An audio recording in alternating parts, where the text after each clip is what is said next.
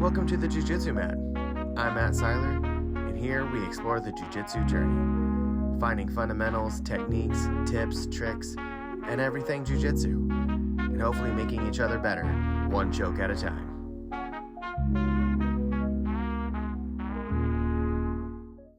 So we've worked on the couple different ways of going into turtle by either bulldozing up here, grabbing here and pushing, or getting our hooks in.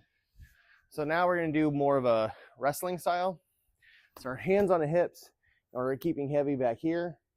And so from here, we're as we post, we're going to punch in and go behind the back. So here, and we're moving the body this way. So with this exercise, starting here, and we're going to go punch to the other side, punch to the other side. So hands on the hips, and what we're going to do is punch through and go to the back. Now, what we're wanting to do, our goal with this is here, and we're wanting to grab and go into back take. So for the sake of this exercise, practicing going behind the back, we're having our post, hands on the hips, and just practicing here, here, here, and here. Just going behind the back. Yes. Yeah, so that way you're keeping heavy against the side. Okay, 1, 2, 3. Now we've worked on the exercise of just being comfortable with going along the back. So this next exercise is for the back take. So again, we're here. We're going to punch through, and we're just kind of barreling through and grabbing here. When we do that, this knee is going to slide under and getting our hooks. And we're going to reset. Same thing. But now on the other side, we're going to, so hips, punch through, and get comfortable with getting our hooks. And then reset. That makes sense. We're going to do 5 on each side. So a total of 10. Want to get comfortable with getting that back take. Okay, 1, 2, 3. Okay, so bow and arrow choke. So we're starting in the same position, foot out, hands on a hip. We're punching through just like we have been, going behind the back and going to the setup position. So we're sitting up here. Right, let's move this way. So once we get to this sitting up position, we're grabbing our cross collar, grabbing our pant leg. So from here, we're going to sit out. We're bringing our foot, both of our feet, away from where we're choking. So our hands pointing this way, feet pointing this way. So here, and then I can just sit into it and choke.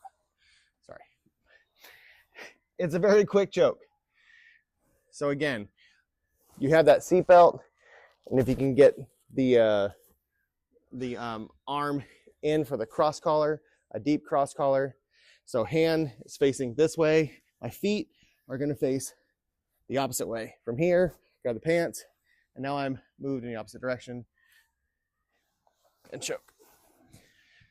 If you can get to it, sometimes they'll be blocking the leg, and you'll have to shrimp your knee in. It's a lot faster than just a regular bow and arrow, but getting the knee behind the back. So here, I get that nice deep cross collar, and from here, I'm sitting out, getting the pants, and I'll put the knee behind the head and choke. So with the bow and arrow choke, it's quick anyway, but if you can get that knee behind the head, it's even faster, and a lot more fun and painful for the other guy. So, okay, so now the next sequence that we're going to do is instead of going for the bow and arrow, which it will seem like we're going for, we're faking the bow and arrow and going into armbar. So again, we're here, we're setting up, punching through, setting up here into this position. Now what I can do is now I can either get seatbelt or cross collar, either way.